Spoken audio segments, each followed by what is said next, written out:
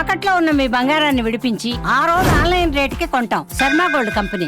ఓం శ్రీ మహాగణాధిపతయే నమో నమః. ప్రధానంగా ఈ యుగాది నుండి ఏ నక్షత్రం వారికి ఏ ప్రభావం ఏ రకంగా ఉండబోతుంది అనేటువంటి విషయంలో ధరణి 1, 2, 3, 4 పాదాలలో జన్మించిన వారు చాలా అంటే చాలా తొందరపాటు నిర్ణయాలు వీళ్ళు తీసుకునేటువంటి అవకాశాలు ఎక్కువగా ఉన్నాయి. ఎంత వీలైతే అంత తొందరపాటుని పక్కన పెట్టడం అనేటువంటిది చాలా ఉత్తమం. ఎందువలనంటే ఈ భరణీ నక్షత్రంలో జన్మించిన వారు శుక్ర మహర్దశలో జన్మిస్తారు. చాలా విశేషం. 20 సంవత్సరాలు ఉంటుంది శుక్ర మహర్దశ, చిన్నదేం కాదు అది. ఈ శుక్రుడు ఎవరైతే ఉన్నారో ఆ ఈ శుక్రుడికి పరాభవనామ సంవత్సరంలో రాజుగా ఉన్నటువంటి ఎవరైతే బృహస్పతి వారు ఉన్నారో వారికి కూడా శత్రుత్వం కారణం చేత మీరు ఏది చేయాలన్నప్పటికీ కూడా మీ పేరు అనేటువంటిది, మీ గుర్తింపు బయటికి రాకుండా మౌనంగా చేసుకోవడం అనేటువంటిది చాలా శ్రేయస్కరం.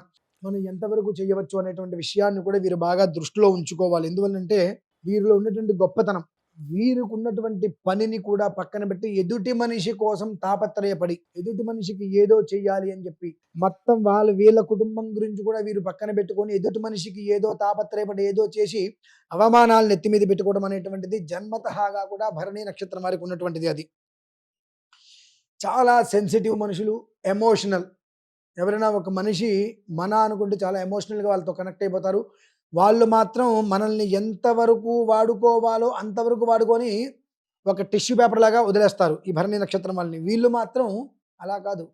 వాళ్ళకి ఏం జరుగుతుందో అని చెప్పి ప్రతిక్షణము మన అనేటువంటి విషయాన్ని పక్కన పెట్టేసి ఎదుటి మనిషి గురించి తాపత్రయపడతారు. కాబట్టి అందులోంచి బయటికి వచ్చి మన అనేటువంటి పరిస్థితి గురించి ఆలోచించుకోవడం చాలా శ్రేయస్కరం. అలాగే భరణీ నక్షత్రంలో జన్మించినటువంటి వివాహం కాని వాళ్ళు చాలామంది పురుషులు ఉన్నారు.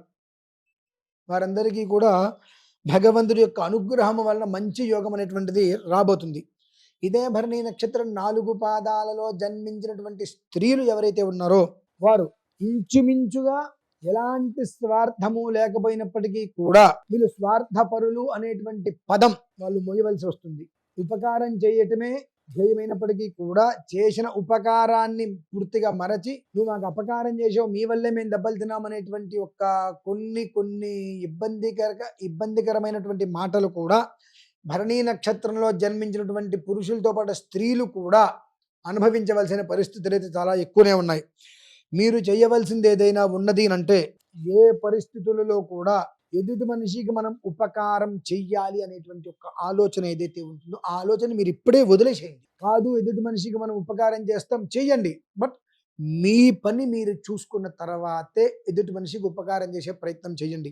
ఎందుకంటే భరణీ నక్షత్రంలో జన్మించిన వారిలో చాలా మంది వారికి సుమారుగా ఇంచుమించుగా 26, 27 సంవత్సరాలు తర్వాత అనగా 28, 29 సంవత్సరాల నుంచి ఇంచుమించుగా వారికి 40, 41 సంవత్సరం వచ్చేంత వరకు కూడా అంటే ఒక 10 సంవత్సరాలు 11 సంవత్సరాలు మంచి యవ్వన జీవితం నిలబెట్టుకునేటువంటి జీవిత స్థితిలో పరుల కోసం ఎదుటి మనిషి కోసమే వీళ్ళ జీవితాన్ని ధారపోసి ఏమీ లేకుండా చేసుకునేటువంటి అవకాశాలు చాలా ఎక్కువ ఉన్నాయి.